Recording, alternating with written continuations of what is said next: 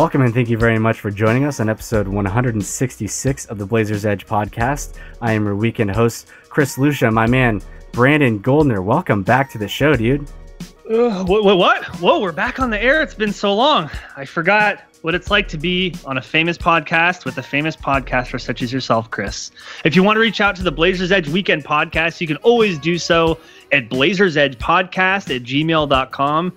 And please don't forget to rate, review, subscribe, criticize, emotionalize our podcast on iTunes, Stitcher, YouTube, Google Play. We would very much appreciate your feedback, good, bad, or indifferent. It helps make the show better. So please let us know what you think.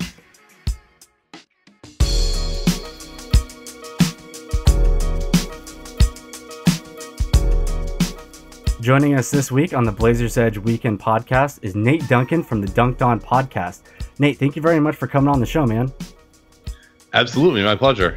So one of the awesome things about hosting a podcast and a podcast about the Blazers and the NBA is that oftentimes you get to have guests on where you consume their content and you read their work and you listen to their podcasts. And Nate, I want to say I think I can speak for Brandon and a number of Blazers Edge listeners as well, that we're big fans of the Dunc'd On podcast. So I want to give you an opportunity real quick up top to talk about where Blazers Edge listeners can find that. Yeah, absolutely. My Twitter bio or my Twitter handle is Nate Duncan NBA, and just right in my Twitter bio, there is a link to the Dunc'd On podcast. Basically, it's supposed to just be an all-encompassing NBA podcast that hopefully if you listen to it, you're up to date on the NBA. We try to hit on just about everything we can, cap stuff, scouting, free agency, game wrap-ups, whatever is relevant at the time. Okay, so on the Dunc'd On podcast at the end of, I believe it was July 28th episode, for those who want to go back and take a listen, you were doing NBA reviews of the Western Conference. You got to the Portland Trailblazers, and is it fair to say that in your review, you were less than impressed by the Blazers offseason? Yeah, I gave them an F+ in my grade, which is actually the worst of anyone that I gave in the NBA. And I think Danny actually was more disappointed. I think the reason for that wasn't so much that, they got terrible players and that I think they're necessarily going to be worse next year. They might actually, in fact, be better because I think they found something with playing Aminu at power forward that they didn't have throughout a lot of the year last year. But it was more just that this was an opportunity that they had, and I felt like they really squandered it and instead locked themselves into a very expensive team that, to me, doesn't really have any sort of realistic, even long shot chance at becoming a championship contender. And so I'm just curious, when you're talking about that opportunity that they did have this offseason and some alternatives, what are one or two scenarios in your mind that maybe would have made the Blazers offseason a little bit more productive than it ended up being in reality? Well, so let me ask you guys this. Going into the offseason, what did you see as the Blazers' primary needs, just even to get better for this upcoming year? Well, the first one, I think, on most people's list was rim protecting center. And I think we were looking at, obviously, like 29 other teams in the NBA, Hassan Whiteside, and then below that, you're thinking about a guy like Dwight Howard, and then maybe a little further down, you're thinking about a guy like maybe Jan Mahimi or something along those lines. So rim protection, I would say, was probably the biggest priority for most Blazer fans. Yeah, and I'm in agreement with you as well. I'd say defensive rebounding also that would be another thing that, especially if they're going to play with Aminu at the 4, I don't think Plumlee is a great defensive rebounder, so I think that would have helped a lot too. And just in general, I think this team has a great offense, and when you've got two guards with the profiles of CJ McCollum and Dame Lillard, I think if you've got those two guys out there and then anybody who can shoot okay at the 3 and the 4, you're always going to have a very good offense, a top 10 offense, maybe even top 5, depending on how those guys play, because they just kind of break the defense. Those are both guys who can pull up for a 3-pointer off the pick and roll. And so that means that you have to trap them, or you have to do a lot of junk defenses that really put your defenders out of position. And so I thought the offense is going to be good as long as you have those two guys. And the way you get better is to improve a defense that has largely under Stotts played very conservatively. They don't really force turnovers. They don't block shots. They don't really make the defense or the offense uncomfortable at all. And so that I agree with you. I felt like that sort of a center would be my number one option. And I realized that they probably made some feelers to Howard. He wasn't interested. Whiteside wasn't interested. But then I probably would have targeted Mahimi, or I would have targeted Bismack Biyombo further down the list, or even someone like a Cole Aldrich. But I think that they instead locked into very long contracts, Evan Turner being the most egregious of those, that didn't address what I at least considered to be a big need, and really hamstrung what they could potentially do in the future, both because they wouldn't have space, but also because I think they're going to have a lot of bad contracts who, weren't necessarily going to be assets, and it'd be difficult to move if you wanted to later trade for that rim protecting center or something else that you need. Let me ask, a lot was made, a medium amount was made of Myers Leonard's performance in the 2015 playoffs against the Memphis Grizzlies, defending against one of the premier offensive centers in the league, Marc Gasol. And the Blazers obviously have Myers Leonard locked up now, 4 years, $40 million, which both you and Danny, I think, said that was a relatively reasonable contract. In your view, does a player like Myers Leonard have the physical tools, or in your view, does he have the potential to become a decently defending center? Or in your view, is that just something that may not be in the cards? Well, he's 24 now.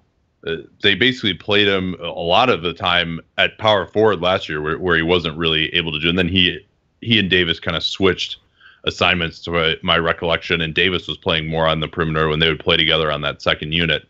I think he has the potential. I don't think that it's a likelihood or even a good probability, because he is not really seen to be, if you could put someone else's brain in there, then maybe it would work, but he just doesn't seem to have the toughness or really the basketball IQ to be a fantastic rim protecting center. I was more impressed, frankly, with what he was able to do on offense in that series at the 5, but now they have, I guess you could say, probably 4 centers on this roster, and I don't think that they really are going to be able to get him much time at the 5.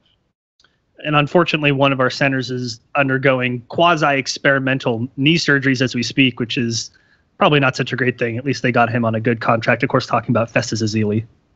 Yeah, I thought Ezeli was one of the moves that I did like. And granted, there's a reason that he was available for so cheap. Not even necessarily that he performed very poorly at times in the playoffs, but just more because of the health issues, which I think had to do with him performing poorly in the playoffs. I think the way that he played in the first half of the year for Golden State before he got hurt, he looked like maybe he could have been that option as a starting center. It's more of a health risk for him, which we're already starting to see problems with.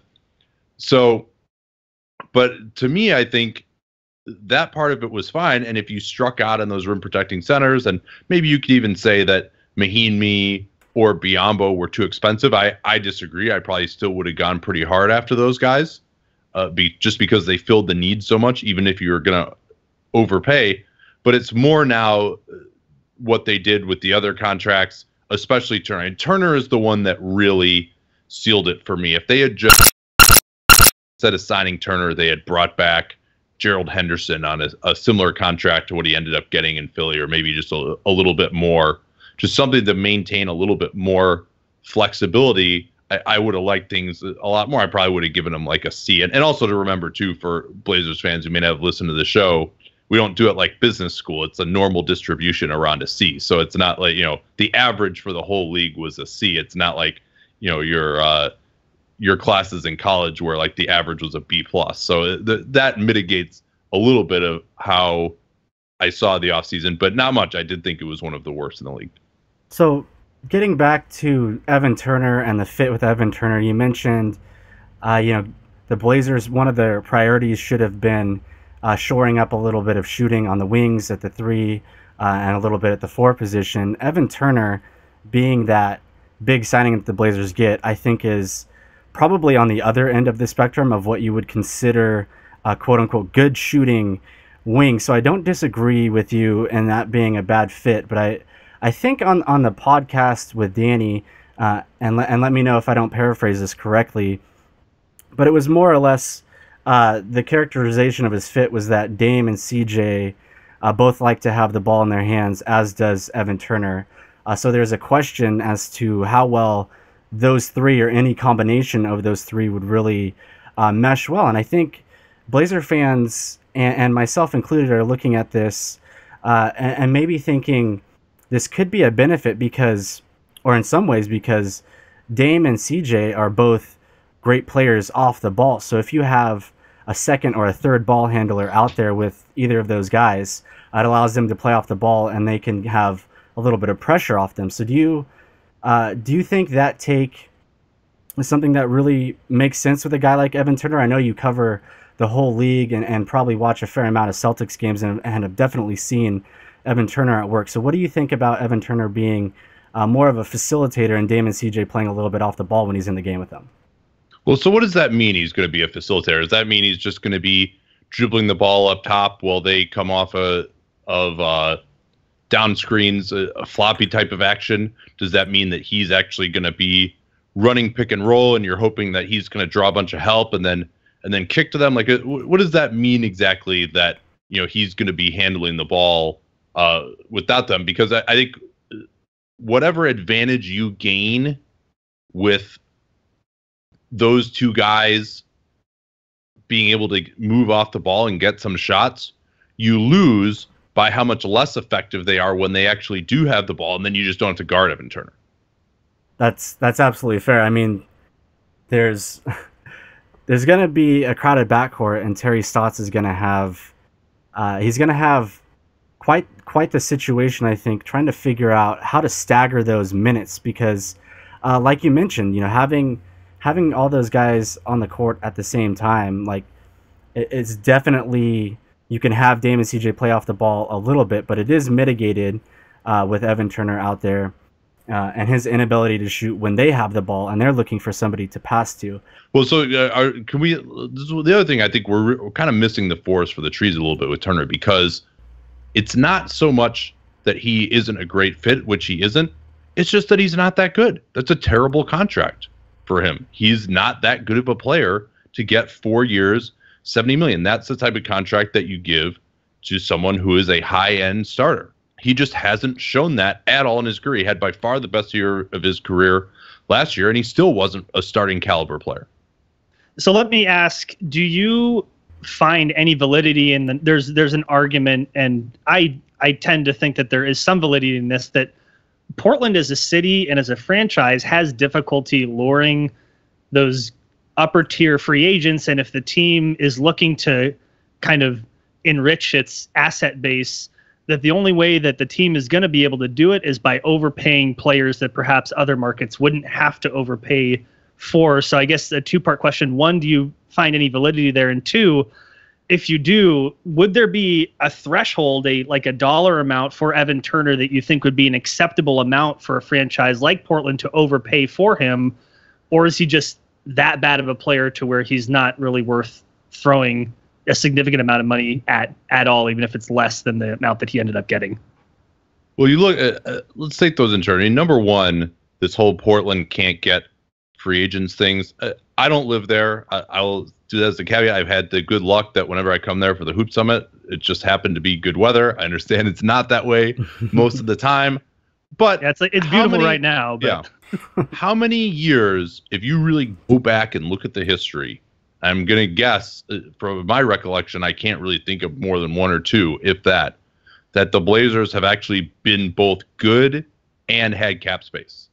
And this is the first year of those that comes to mind. Certainly back when before the Jailblazers, like that 99 team, the 2000 team, even though it wasn't necessarily by a free agency, there are players who definitely wanted to go there. Like Scottie Pippen wanted to be traded to Portland, by my recollection. I think they were good, so I don't think it was that big of an impediment necessarily. So I would push back a little bit on this whole, we're never going to get free agents, because like, can you think of any years where like, hey, there was a decent team and they were in the free agent market and they just couldn't get anybody. That's a fair point to make, I think. It's the same thing as the Celtics. Everyone is saying with the Celtics, oh, they finally got a free agent. Well, they hadn't used cap space for like the last 20 years before last year. So it's not really, I don't think, like, there may be, it's almost like, reverse discrimination by Portland's own citizens against them to say, like, oh, we just can't get a good player. And just to say, I felt like this year, yeah, you're in a situation where your guys were going to get expensive. They had small cap holds. You wanted to take advantage, but just this was such an overinflated market that I would have rather just not gotten anyone than gotten Turner at that contract. Like, that's how bad I think it's going to turn out. And if you were 25, I might feel differently, but he's 27. So you're really going to get, probably maybe he'll play at last year's level for 1 year, and then he's going to start what hopefully for the Blazers will be a gentle decline, but may not be. Well, that's something, the age thing, because that's something that you hear a lot, and for good reason. If when players get past a certain age, why is it worth throwing, 4 years, 5 years if they're staying with their own team at them? But something that comes to my mind is that unless a player has an injury history, you don't necessarily know how long they're going to be effective. There are players that are effective deep into their 30s, and then there are other players, as Portland knows extremely well, maybe much too well, players who are cut short in their primes by chronic injuries or, a freak accident. So I don't know if the difference between 25 and 27 in my mind isn't as big of a difference, but to me, Evan Turner, I haven't seen anything from him to say that he's going to be a good fit with this team necessarily. I think the only thing that he has going for him as far as a free agent piece is that the Blazers need a little bit of talent. They got a little bit of talent. They had to overpay for it. I'm more or less okay with that narrative, but I can also see how some folks may not be. Well, so one of the things that we talked about in the pre-show that you wanted to talk about is, well, what were some of the other alternatives that they had? We talked about one of them, and I would imagine that someone like Biyombo or Mahimi would have rather come to Portland for the same contracts that they got in Washington and Orlando, because they probably could have promised them a starting job, which they're not necessarily going to have in Washington and Orlando, and to be part of a better team as well. So I think it's pretty realistic to me. I don't know how, there were never any reports that they were even in discussions with those guys. Maybe they just wanted to stay on the East Coast, whatever it was. I could be wrong about that, but it stands to reason to me that they could have gotten them for close to those contracts. And yeah, those might have been overpays by maybe, $2-3 million a year or so, but it fit a very obvious need, which I think we all agree was the need. I think, like, the idea that we need more ball handling, I don't think anyone was saying that beforehand. It's now this fitting in, oh yeah, now Damon CJ can play off the ball, but I don't think anyone was saying that really before the year, as and if that was a need, it was probably 10th on the list of things that this team needed to get better at. I mean, the biggest one I think is defense, and I think Turner is just probably an average defender of opposing wings. So with wings on the mind, we have Alan Crabbe also re-signing with the Blazers for 4 years, $75 million, and then you have Mo Harkless re-signing 4 years, $10 million. So it sounded like you were a bit lukewarm on the Alan Crabbe signing, and I'm wondering if that is just more because of the overpay, or if it's just Alan Crabbe, similarly to Evan Turner, that he's not an exceptional player. Crabbe, I think, fits a little bit better because he can at least hit a shot. I think he's a defender who's improving, if not great. I mean, he's going to struggle to guard some of the larger wings as well, but against a lot of teams, you can get away with him as your 3 to close. They did that a lot, I think, to some success last year. And so I don't think he's a bad player. I do think that, again, and what is your prediction for Alan Crabbe? Do you think, like, let's say 2 years from now, he's in his prime, like, what number shooting guard is he in the league? Is he like the 20th best shooting guard, the 10th best? Like, where would you think he would end up at that time? Well, in 2 years, you have to assume that CJ will still be on the team, so he's not even going to be the best shooting guard on the Blazers. So he's number 2 in Portland, and I would have to imagine there's probably 15 at least other starting shooting guards who are better, and then maybe a few. Yeah, I would imagine number 20 is relatively realistic. Yeah, and you'd have to imagine at that point that he will be paid far better than the 20th best shooting guard, even when you account for the fact that some of those would be still on rookie contracts and somewhat artificially limited. So I think, again, and I feel the same way about Turner, is those guys might help a little bit. I think that they may make him better. They're better. You're better off having them on the team than just not having them if you wouldn't be replacing them with anyone else. But this is a team that I felt had young talent and flexibility where it might be possible for them to get into the top part of the Western Conference. And by the number one way to do that was by really, really improving the defense. And I don't think that they address that need. I think the offense is going to be good. I think that you just got to trust Damon CJ and also acknowledge that those are probably 2- defenders at those positions. And so my team building strategy, I think a fairly obvious one, is, all right, now we're going to load up on defense at the other positions, especially center, which is the most important defensive position. And if you couldn't get a guy who would really fit that bill for you this year, then it's better to, all right, maybe even take a little bit of a step back this year with the aim of maintaining flexibility, trying to win a championship. And maybe it's possible that opportunity with that flexibility never comes along. That's possible, but you at least have that chance. I know now, I think, or suspect very strongly that chance now with these contracts, with this nucleus, is not going to come unless they can kind of perform some other gymnastics, which what I think are going to be contracts that are not easily tradable.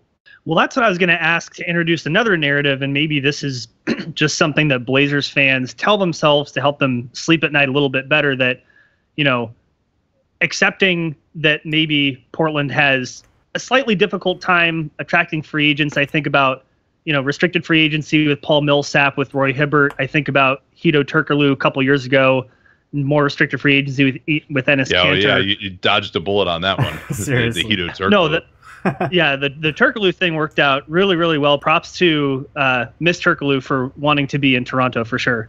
But another narrative is that the Blazers, maybe the contracts that they have now are not going to comprise the team moving forward, that perhaps the Blazers, in overpaying for some players, retaining a gaggle of free agents, they have positioned themselves, particularly in a league where the salary cap is rising, they position themselves to perhaps make some consolidation trades down the line. If you're able to play your players enough to show their value and show other teams that they could have value in other systems, perhaps the Blazers have positioned themselves to make consolidation trades, and that is really their end goal. What do you think of that line of thinking? I think one of those guys, I would say Harkless is probably on a good contract, although with Turner in the fold, he may not play as much. Then you have all these centers and power forward. So who knows how much he's actually going to play. But if you look at between Crabbe and Turner and Leonard and Harkless, Aminu will always be a good contract. That was a great contract. That's also part of why I was so disappointed, because I thought O'Shea had done a great job up until this year, as an aside. But and Azili too, who might be injured. I mean, you look at all those players. Miles Plum or Mason Plumlee is still going to be on the team. Some of those guys aren't going to play, and you're not going to want to trade the ones who are playing because you already think that those are the best guys. That's why they're playing. And so not only are a lot of those guys on dubious contracts to begin with, but now you throw in the fact that some of them may even not get that much playing time, and now it becomes really hard to move them. That's kind of exactly what I wanted to get into in regards with Mo Harkless, because he signed that reasonable contract, 4 years, $40 million, to come back to a team where Evan Turner is going to be getting minutes on the wing, Alan Crabbe, Al-Farouq Aminu is going to be shifting up to power forward, so there aren't going to be that many minutes, if any, for Mo Harkless to stretch up. So I'm wondering, how does Terry Stotts get a guy like Mo Harkless on the floor, or is he kind of the odd man out, do you think? Yeah, to me, I guess you're kind of viewing Turner as more of like a 1-2 almost, maybe. And I think Harkless is a better fit for what this team needs than Turner because of his defensive versatility. We saw him guard 1 through 4 in the playoffs. That series with the Clippers, I thought, really changed when they decided to put Harkless on Chris Paul. He can guard 4s okay, which enables Aminu to guard 3s. Aminu, he's playing in the 4, and that's great, but you would like to have the versatility for him to actually be your wing stopper if the other player. And now you can have Harkless guard the other team's four. It's a rare team that has a great post-up four and a really good three that is a big threat on the wing. So I think he's actually an excellent fit with Aminu, and you would hope that he continue to improve his outside shooting. He's only 22, so I think that's realistic. And I really, especially on defense, I love his fit with Aminu. And again, as I said, I thought they really took off when they took Vonleh out of the starting lineup and they put in Harkless instead. So I really would have liked to have continued to roll forward with those two guys starting at forward and see what they could do, especially as both of them hopefully improve their shooting a little bit. It's definitely a bummer to see that minutes crunch there for Harkless. And like last season, he wasn't getting utilized hardly at all for the first, while Noah Vonleh was in the starting lineup. And then, as you mentioned, they kind of took off with that lineup with Harkless and Aminu playing the forward position. So I really hope that Terry Stotts is able to work this out. And one other thing we're looking at here is with Aminu stretching up to power forward, I think Terry Stotts recently said that's going to be more or less a consistent position that he's going to be playing, and he's probably going to end up starting there. With the guys that the Blazers have in the front court, including Ed Davis, Mason Plumlee, Myers Leonard, and Festus Ezeli, if those guys are healthy, I mean, I don't know where all the minutes are for these guys who deserve minutes. So, Nate, if you're looking at it and you have Plumlee, Davis, presumably, let's assume a healthy enough Leonard and Ezeli to play, and then Aminu playing power forward, who's the odd man out there not getting minutes in the front court? Yeah, that's a tough call, right? I think that Plumlee showed something with his ability to make plays a little bit on the pick and roll, but I also thought that in general his playoffs were very overrated on both ends. I thought he did a poor job of rebounding. I don't think he's a great rebounder for a center. He was completely unable, while he was able to make plays by passing off the dribble, when the other team actually made him shoot, he just could not finish at the rim at all. In that Warriors series, he just would get stripped, he would get blocked. He was just, I mean, he probably shot like 35% around the rim in the Warriors series, something like that. And certainly on plays where he was actually having to take a dribble and get to the rim, he was very inefficient. So I think that aspect of his game is a little bit overrated, but I think you're still in the same problem where none of these guys really are good defensive centers.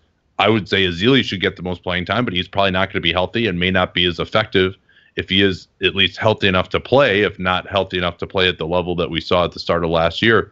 So I don't know. I mean, I guess it'll probably be Plumlee, but the whole idea of having him then kind of obviates what you've got from Turner. Plumlee can't shoot at all. Turner can't shoot at all. Aminu is maybe an average shooter for his position. And so now your positional shooting is not really that great either. So I'm just not really that impressed with the center rotation. And you sort of have like all of these options, but none of them add up to like one good guy who can play both ends or even one end incredibly well.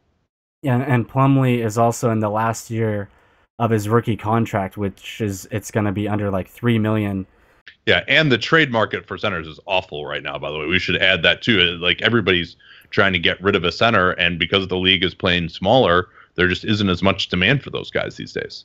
It's just crazy. And thinking about even next summer, I know this is pretty far in advance considering where we're at in August right now, but Mason Plumlee coming out of that rookie contract, yeah, he's incredibly affordable right now, but if the Blazers want to keep him, they're going to be looking at what's a market rate for a guy like him, 10, 12 million? My market or the league's market? Let's say hypothetical league market. Yeah, I mean, it's difficult for me to, I mean, they just paid Myers Leonard 4 for 41, and Myers Leonard was the backup, and Plumlee started over him all year. So you think it's difficult for me to imagine that if he just to take a contract from the Blazers, he would accept anything less than 12 or 13 million a year. And if he starts all year again, he's going to think of himself as a starter. He's going to want that's what starting centers got paid, 15, 16 million, 17 million. So you'd think that's what it'd be. Now he could get onto the market and find that it's a little chillier than expected due to some of those market forces that we discussed. But as far as just the Blazers coming to an agreement with him, you know, I think he's going to be holding out for that level, and it could be either something that drags out or they're going to have to match an offer sheet, and he's not going to sign an offer sheet unless it's in that $15, $16 million range probably. And you also remember his age too, 27. This is one chance. He'll be 27 at that time. This was one chance to get paid, so he needs to cash out on this contract. It's definitely going to be really interesting to see what happens with Mason Plumlee, but I think a guy that's more interesting is probably CJ McCollum, and he signed a 4-year extension for $106 million, which ended up being not a true max contract where it takes up a percentage of the cap. So we do have to kind of give Neil O'Shea a bit of a tip of the cap on that one, right? Yeah, I was critical of it initially just because I felt like CJ, he had a low cap hold, but that probably wasn't going to matter with all the other money that they spent. They were going to be over the cap regardless. Initially, it was just reported as the max, and then you're not, this way at least, with the CBA uncertainty, with the cap uncertainty, you're locking him into what the projected max is supposed to be on a $102 million cap. Could end up that's about what it is, and you don't really gain anything, but at least you're limiting a huge downside if you're the Blazers. So that looks better now. If it had just been a pure max, if they hadn't extracted any concession from him at all, I probably wouldn't have liked it, just because I think CJ shot extremely well on long twos. And I think if anyone could be the sort of guy who could sustain that, it would be him. But, we could see him take a little bit of a step back this year because his ability on offense is so dependent on making tough jump shots, and that can vary a little bit from year to year. But I think that's just sort of good, understandable, not amazing, but at least they got something out of him instead of just going for the max right away. Okay, so speaking of year-to-year variance, I got one last question here on the offseason grades here. I want to talk, about the team roster basically that the Blazers brought back and the potential to improve, because it seems like, and this is I think something that Zach Lowe sort of mentioned, that maybe these guys, a bunch of them, overperformed last year, and this is kind of a gamble that there may be a regression from one or a few of the players. And it sounded like when you and Danny were assessing the team that it didn't seem unrealistic to you that one or a few of the players could potentially regress. And I think a lot of Blazer fans are looking at this and thinking that if the guys, they weren't playing over their heads last year, but they had actually improved. So they set a new baseline, and there's potential to improve this year, but maybe the potential regression isn't being as noted. So I want to get your take on that. Yeah. Well, when you look at the ages of the guys, that most of those guys are young. NBA players' primes usually are 25 to 27, maybe a little bit later if you're like a super high-end superstar, which I probably wouldn't put CJ in that category. So the fact that those guys are still on the right side of the aging curve, that would augur that they're going to get better. Now, a lot of the guys, the improvements that they made were based on big shooting improvements, whether it was Aminu. He'd never really been a starting three before. He'd kind of played more as a four. I mean, he was almost a small ball five in Dallas the year before. You might say, all right, he's getting older. He did this last year. Now he's going to improve. But, it really takes probably about 750 attempts of three-pointers to really know that a guy is at a certain baseline. So I think he could regress. He could also get better. I think we don't really know, because the aging curve would say these guys are going to get better. And whereas, the fact that they really outperformed by a lot anything that they had previously done, especially in a variable category like shooting, could mean that they get worse. So my kind of operating assumption for someone like Aminu is that he's probably going to be about the same as last year. Based on that, I think you can expect someone like Harkless to get better. Crabbe, I'm not really sure. What do you think about Crabbe? Like, what are the areas of his game that he just can actually improve? So we want to see him be able to put the ball on the floor and create for himself a little bit, because he's a great guy at coming off of screens and having others more or less create for him. But in terms of being able to create his own offense and take pressure off of Dame and CJ in that way, he's not exactly a guy that can put the ball on the floor and get to the rim quite yet. So at his age, looking at his skill set, that's something that I think we hope that he can develop, and I think we're pretty optimistic about that. Otherwise, it's basically he's going to be more or less an ancillary player in the offense coming off screens, we think. Yeah, he can probably get a little bit stronger, get a little bit better defensively, become a better team defender. I think that's probably the biggest thing that young players are able to improve on is just their defensive execution, if not even necessarily their one-on-one defense. And so someone like Harkless certainly could take a big step forward there. But yeah, I don't see Crabbe as a guy with a ton of upside beyond where he is really, unless he really just becomes an incredibly high volume 40% three-point shooter. But he also, I don't think until last year had really shot exceedingly well. I'm just saying that off the top of my head. Correct me if I'm wrong on that. But so he's a guy who, again, is he going to take another step forward and shoot 40% on a really high volume, or is he going to go? I mean, what was he, like 37 to 38% on threes last year or something like that? Roughly, yeah. Yeah, so or does he drop back to 35%? I think each of those things are equally likely at this point.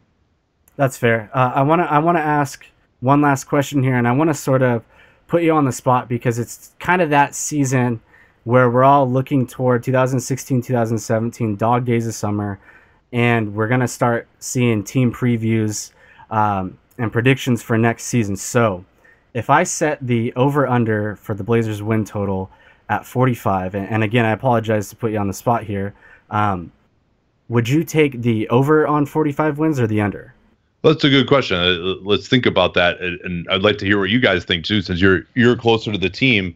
But I mean, they won 44 last year, and I think they were right about where their point differential on that would have suggested. So you look at what's going to get better. Is the defense going to get better this year? Yeah, maybe. I think it probably will. I think Turner is another guy who at least is an average defender on the wing. If you're playing Aminu more at the 4, I think that makes you better on defense than when they went with more traditional 4s. The guys are just going to get older. They compete a little bit harder. Someone like Dame and CJ are can get a little bit better at least. So I think they could be a little bit better on defense.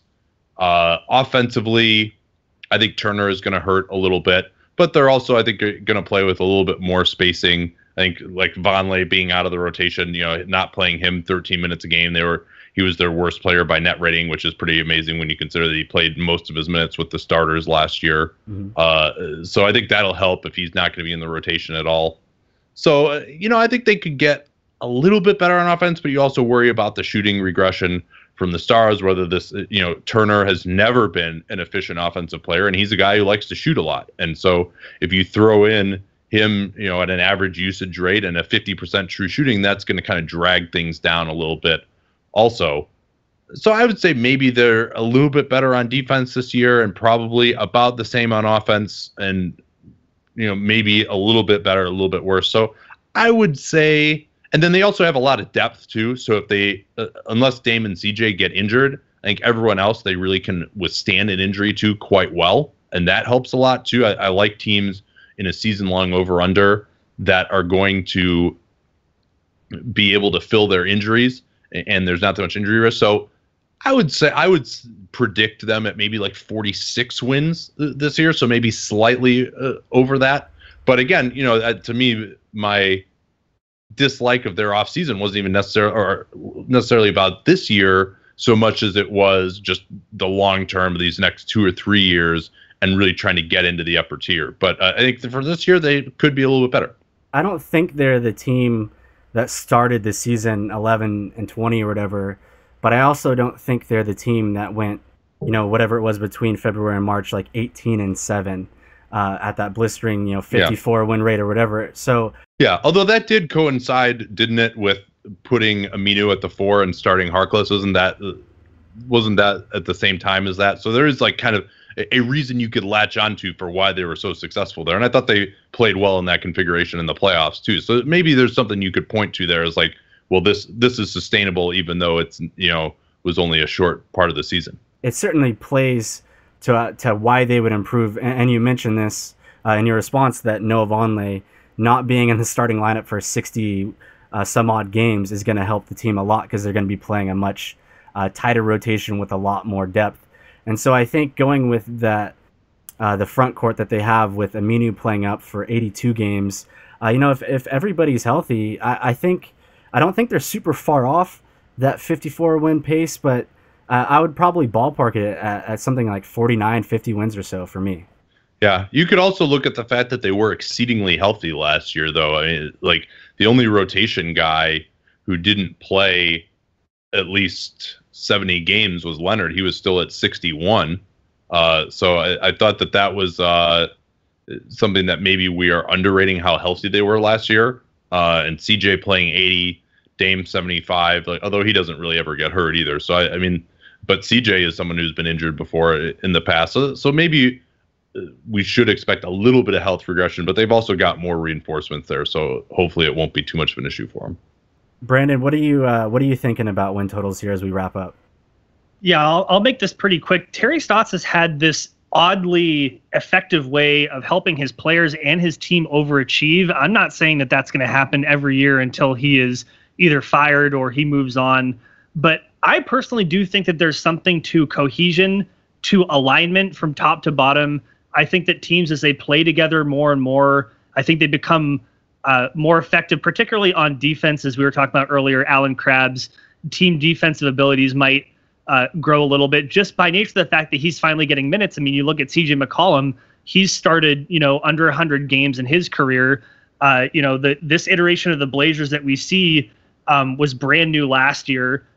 So for me, I think it's not even just about whether the Blazers are going to be better as a team, more cohesive, more aligned, and whether or not Terry Stotts can help them overachieve a little bit. But you have to look at the rest of the conference, which, again, that kind of, you have the Golden State Warriors on a level above everyone else. Then you have like a second tier of the Spurs, the Clippers. And then below that, you have this kind of this mushy middle. Oklahoma City's still going to be a good team. Memphis with Chandler Parsons, health depending, they could be pretty good. So, I mean, I don't know. It's tough for me to put a number on it. I wouldn't be super surprised at 50 wins, but I also wouldn't be surprised at 45 or frankly 55. And Nate, as you said, they're relatively deep. So even if they do suffer a couple of injuries, they could probably withstand those better than some of the other teams. So I'm gonna say 49.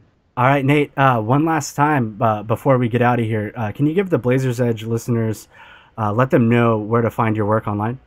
Absolutely. Nate Duncan NBA is the Twitter handle. In my bio for that, there's a link to the Dunc'd On Basketball Podcast. And we are doing 2 days a week here, probably for the next couple of weeks, and then going to preview all 30 teams.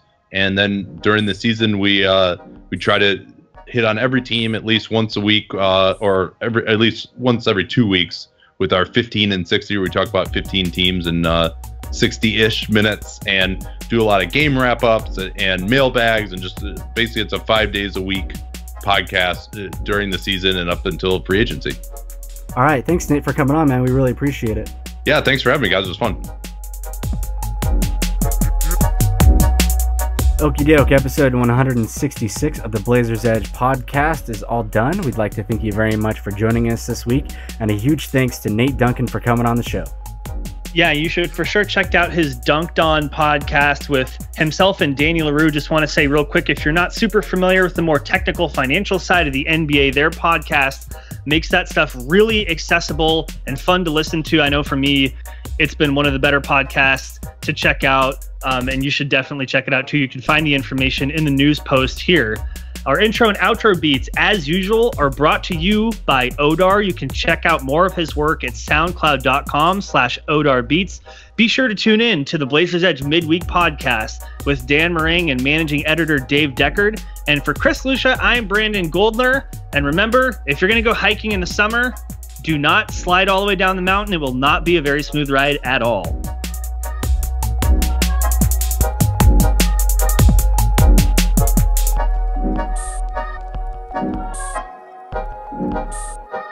Thank you.